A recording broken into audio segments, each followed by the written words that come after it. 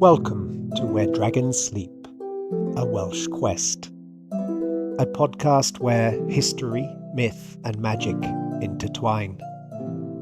I'm Hunter W. Jones, and together we'll explore the ancient legends of Wales, stories of dragons, lost kingdoms, and forgotten heroes. From the rise and fall of Owain Glyndŵr to the myths hidden deep in our mountains and valleys. This is much more than just a journey through history. It's a quest to uncover the origins of these tales and perhaps their hidden truths. We're a small but passionate community, and any love and support along this journey is humbly appreciated. If you want to help keep this quest alive, visit patreon.com/Where Dragons Sleep to become a patron. Your support ensures we can continue to explore and uncover these fascinating stories. Or simply follow and download the episodes. Every listener makes a difference. Diolch. Thank you.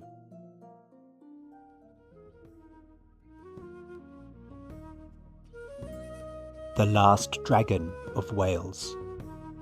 Owain Glyndŵr's rise, fall, and our modern quest. The mystery of his end has served to deepen the fascination of his career. His figure stands out today as the most romantic and the most picturesque in the annals of his country. The man in whom was summed up all the finest elements of Welsh chieftainship, the last and the greatest of our national heroes. Sir J. E. Lloyd, Owain Glyndŵr, Prince of Wales.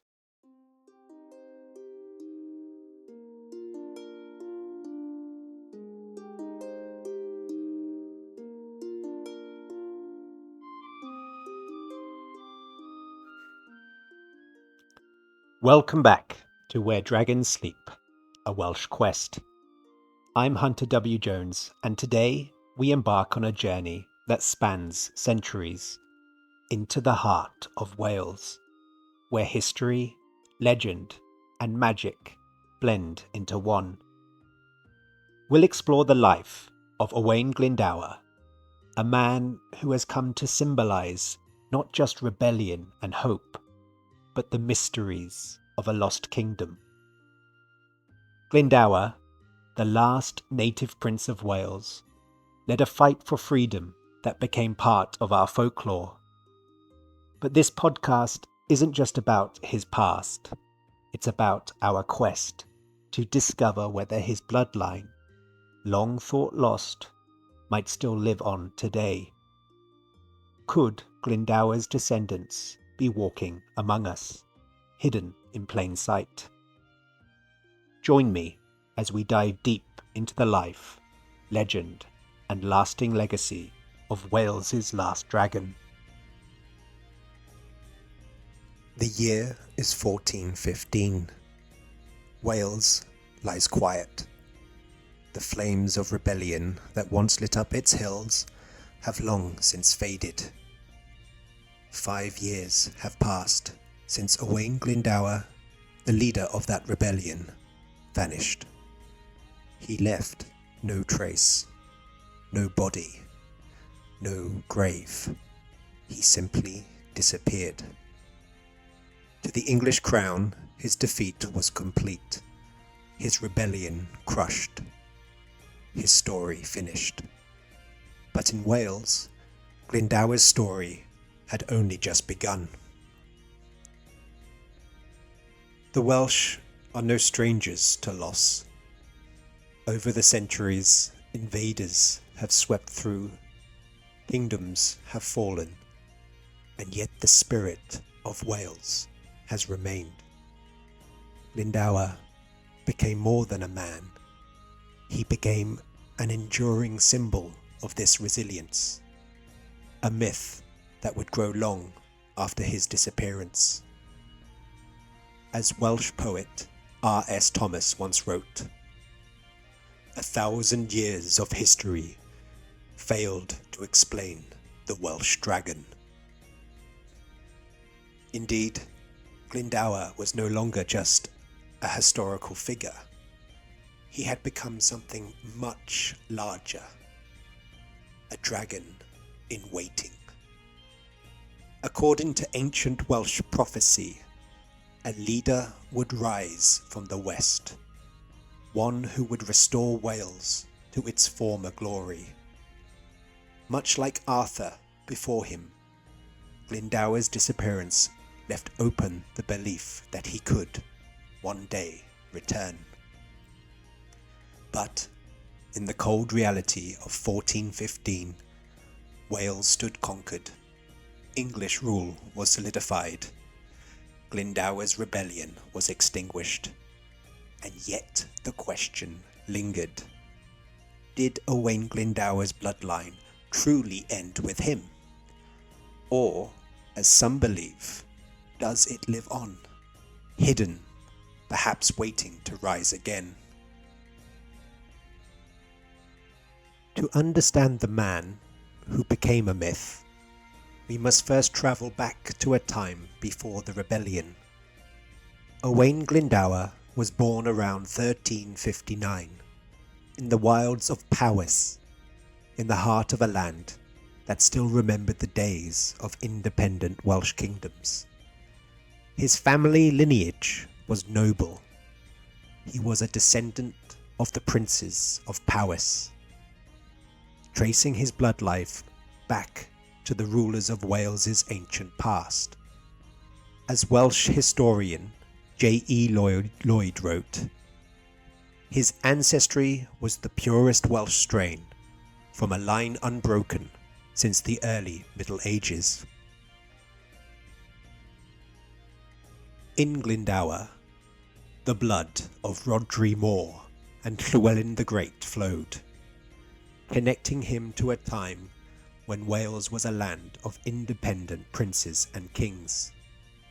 But by the late 14th century, Wales was no longer free.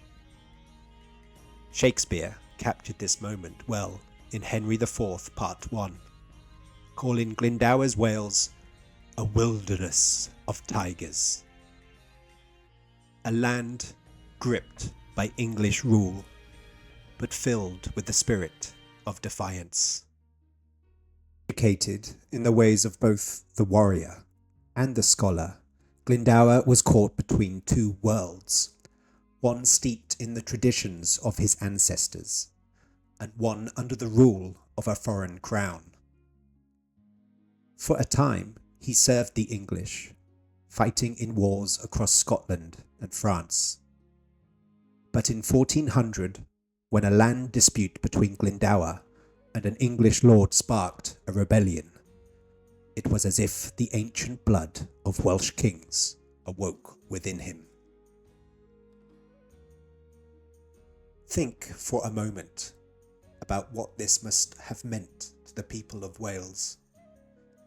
They had lived under English rule for over a century. Their leaders had fallen, and their language and customs were suppressed. Some might say that suppression still continues. And then, out of the hills of Powys, came a man who was more than a nobleman. He was the embodiment of their hopes and dreams. Glyndŵr wasn't just declaring himself a leader, he was declaring that the spirit of Wales was still alive. Glyndŵr's rebellion was not just a political uprising. From its very beginning, it carried with it a sense of destiny, a belief that Glyndŵr was the fulfillment of ancient Welsh prophecies. These prophecies, written centuries earlier by figures like Mlydyd Wilt, or as we know him, more commonly known, I guess, the Welsh Merlin, and the famous bard Taliesin, These characters we shall explore in later episodes, but they both spoke of prophecy, of a leader from the West who would rise to reclaim Wales. For many of Glyndŵr's followers, these weren't just stories, they were a living reality. So the prophecies gave Glyndŵr's rebellion a mystical quality. Much like the return of Tolkien's Aragorn to reclaim the throne of Gondor, Glyndŵr's followers believed that they were part of something greater than themselves, a divine mission to restore their land. Stories began to emerge about Glyndŵr's supernatural abilities. Some said he could summon storms to protect his forces, while others spoke of strange omens appearing before his victories. It was said that he could call the winds of heaven to his aid. Shakespeare, Henry IV, Part 1. Whether these tales were exaggerations or reflections of a deeper belief in Glyndŵr's divine mission, they contributed to the sense that Glyndŵr was not just a man, he was a symbol, a figure of prophecy. And as all Welsh people know, we love a good prophecy. In many ways, the magic of Glyndŵr's rebellion was not in the supernatural feats attributed to him, but in the belief he inspired. He was a man whose presence alone gave hope to a people who had been conquered, suppressed, and silenced for many, many years. As Shakespeare wrote, "The man's undone forever. For if Glyndŵr be alive, he is to Wales as gold is to treasure." You see, his very existence was a reminder that the spirit of Wales had not been broken. But, as with all great legends, Glyndŵr's story took a tragic turn. By the year 1409, after nearly a decade of rebellion, the forces against him had grown too strong. The English crown under Henry IV launched a brutal campaign. Castle after castle fell, including Harlech, where Glyndŵr's forces had made their final stand. His family was captured, his army scattered, and yet Glyndŵr did not surrender. In 1412, he disappeared from history. His fate remains one of Wales's greatest mysteries. Now, some say he died in obscurity, protected by loyal followers in the hills. Others believe he lived out his days in disguise, perhaps waiting for a time when he could rise again. His body was never found, and no records exist to confirm his deaths. And so, our quest gets juicier. Much like Arthur before him, Glyndŵr's disappearance left open the possibility of his return. When Wales is in its darkest hour, an adaptation of common prophecy said, "A prince shall rise from the land, and the dragon shall awaken." This belief that Glyndŵr would return when Wales needed him most has persisted for centuries. And this brings us to the heart of our quest. Did Glyndŵr's bloodline truly end with his disappearance, or is it possible that his descendants still live among us today? Even if Glyndŵr vanished, his presence remains etched into the landscape of Wales. Harlech Castle still stands, a silent witness to the final days of Glyndŵr's rebellion. To walk its halls is to walk through history. A Welsh historian, John Davies, once said, "In Wales, the stones remember."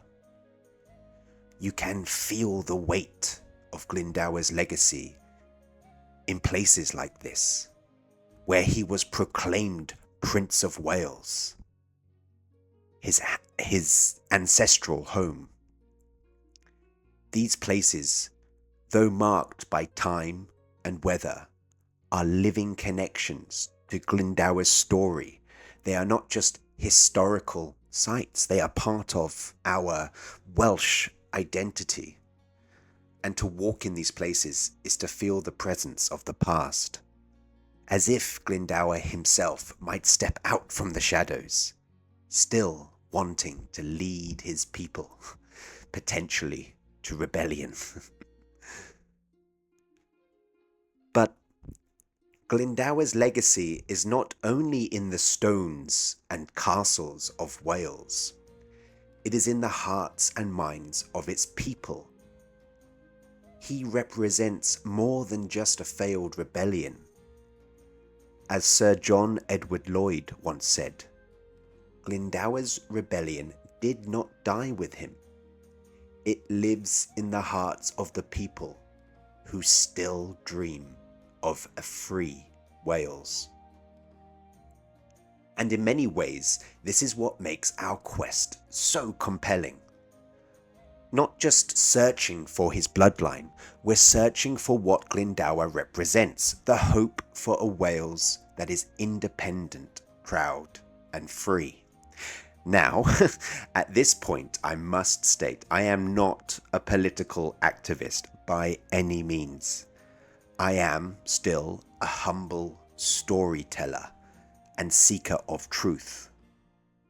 Wouldn't it be magical to find this bloodline alive and kicking?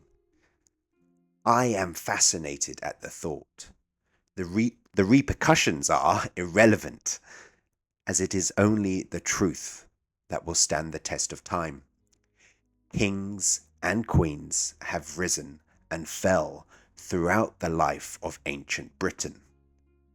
I merely want to lend a voice to an age-old legend, to breathe fire into an ancient prophecy, and perhaps awaken the dragon within us all. But what if his legacy lives on in a much more tangible way? What if Glyndŵr's bloodline did not end with his disappearance? What if his descendants are still walking among us today? These are the questions that I am looking at. So this is where our journey takes on a modern twist. Historians and genealogists have long debated whether Glyndŵr's lineage was truly vanished. Some believe his descendants lived quietly, blending into rural Welsh society, their true heritage hidden for centuries. Others suggest that Glyndŵr's bloodline may have spread far beyond Wales and even into England or across the seas. Certainly there are people in America, I believe, that are claiming to be the Welsh king, which I love. I absolutely find fascinating, and certainly something that I am looking to research and look into more, and potentially, hopefully, meet these people just to see where their story comes from, where the legends exist for them. And either way, whether they are or not, it's a fascinating story. There are records, fragments of family trees and whispers of connections that link certain families to Glyndŵr's descendants, but the evidence is not always clear, and as with many things in history, there are gaps, and that's where we come in. Gaps that we, together, will try to fill. Through genealogical research, historical documents, and the insights of modern histories, we'll attempt to trace Glyndŵr's lineage. And this is where you, the listener, come in. Our community, as tiny as it is at the moment, we've just began this quest, it is growing. And with each new piece of information, we get close to answering the ultimate question. Where is Glyndŵr's bloodline? Where does it end? How far did it spread? Where did it go? How are the stories, the legends connected to it? Have they misshapen the stories? Where does legend come from? What is our identity? And what would it mean for Wales to rediscover its last native prince, or, of course, princess? I find this all incredibly exciting, and I will be working hard and speaking to people from across the world, listening to their insights, and slowly, hopefully, we can start to pin and piece all these gaps together. And who knows, either way, it will be fun. It's not always the destination, is it? The journey is what makes a quest a quest. So as we continue this journey, we will explore not only the history of Glyndŵr's time, but the modern day search for his bloodline. In the episodes to come, we'll speak with genealogists, historians, and individuals who believe they may carry Glyndŵr's legacy in their veins. Now, while Owain Glyndŵr's Glyndŵr, I do pronounce that in several ways, you may notice, historical impact, his impact is undeniable. One of the greatest ongoing mysteries revolves around his bloodline. So after his disappearance in 1415, many believe that his descendants continue to live on, as discussed. Whether in hiding, blending into rural Welsh communities, or even marrying into the English nobility, over the years, countless conspiracies and theories have surfaced about the fate of Glyndŵr's lineage. Some believe that his heirs lived in obscurity, avoiding detection by the English crown, while others speculate that his bloodline might have merged with prominent families in England or even entered the British aristocracy. And then, which I love, there is the most romanticized theory, one that's often compared to the legend of King Arthur, again a character that we will look into in later episodes, because his legend, Glyndŵr's legend, even the legend of the Red Dragon, this idea that the descendants are hiding and waiting for the day when Wales would need them most. These are all connected. It's all very, very similar. So I'm really, really keen to find out where or why and how these things come about. But they all believe something sleeping will awaken. Hence, I guess, the name of this podcast. Some even speculate that Glyndŵr's bloodline may have crossed the seas, with whispers of connections to families in the USA. I'm particularly fascinated by this idea, and I'm keen to speak with anyone who might know of any Welsh families in America who claim descent from Glyndŵr. Please reach out. My email is 2.wolves.digital@gmail.com. I'd be fascinated to hear your story, and very, very open to hear any claim. There are other claims too. Modern day families in Wales, especially in North Wales, who believe they might carry Glyndŵr's blood, either through marriage to his descendants or more distant genealogical connections. Even some aristocratic families have made quiet claims of tracing their lineage back to Glyndŵr through intermarriage with Welsh royalty. These conspiracies will be part of our ongoing investigation, our quest, and I want to explore them all together. Whether his descendants live among us today in Wales, England, or across the seas, we'll dig into the records, the family trees, the hidden histories, the dusty manuscripts that may hold the key to uncovering the truth. And if you, dear listener, know anyone who who claims to be connected to Glyndŵr, or any royal Welsh lineage, if you have any leads, please do get in touch. This is not just my quest, it's our quest. I want to share this. And together we may just uncover the long-lost heirs of the Welsh dragon. But beyond the search for bloodlines, we will also ask deeper questions. What does it mean to trace the line of a figure like Glyndŵr?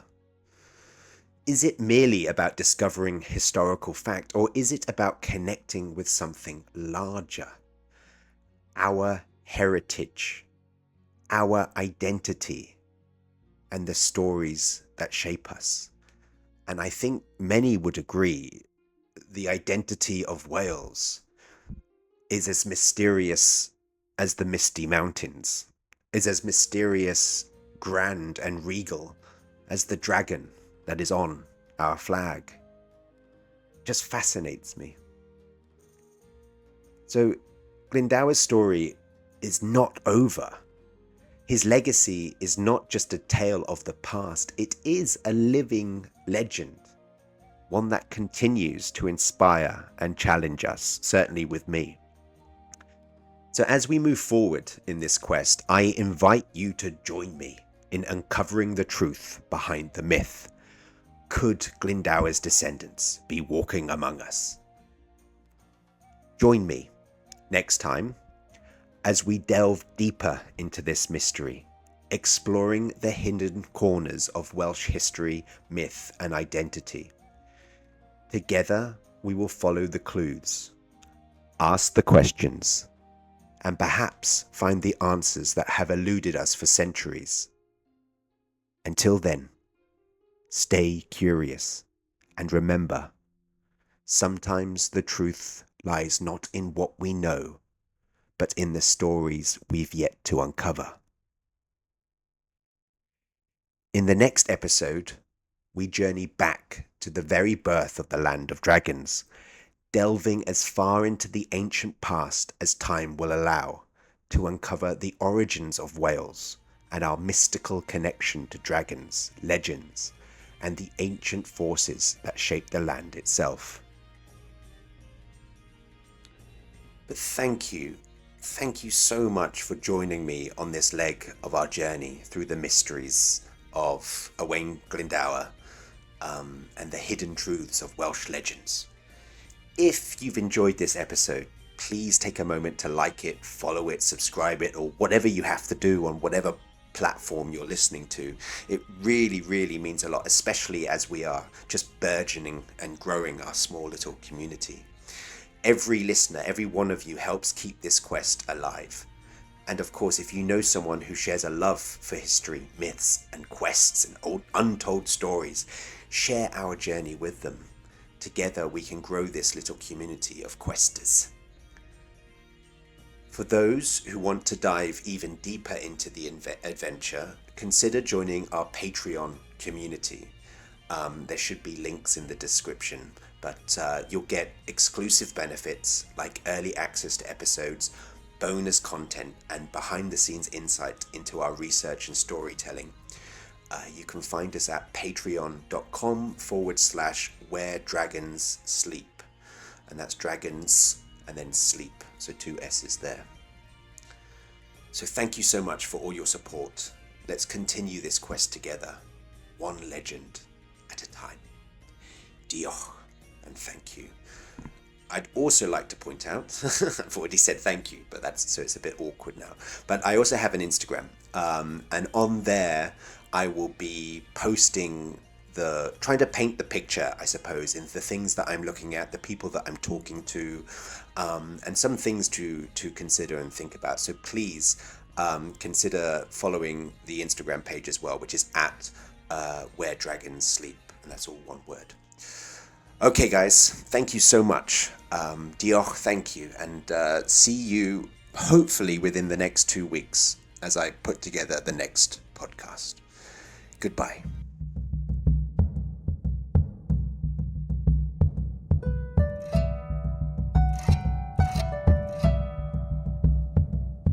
This episode of Where Dragons Sleep, a Welsh Quest, has been proudly produced by Two Wolves Digital. Written, produced and directed by me, Hunter W. Jones. We invite you to join us on this journey as we explore the rich heritage, myths and hidden histories of Wales. Whether you're a history enthusiast, a lover of legends, or simply curious about the untold stories of ancient lands, we'd love to hear from you. For any inquiries, contributions or partnership opportunities, please don't hesitate to reach out. Let's collaborate and bring these fascinating stories to life together. You can contact us at 2.wolves.digital@gmail.com. We look forward to hearing you. Thank you.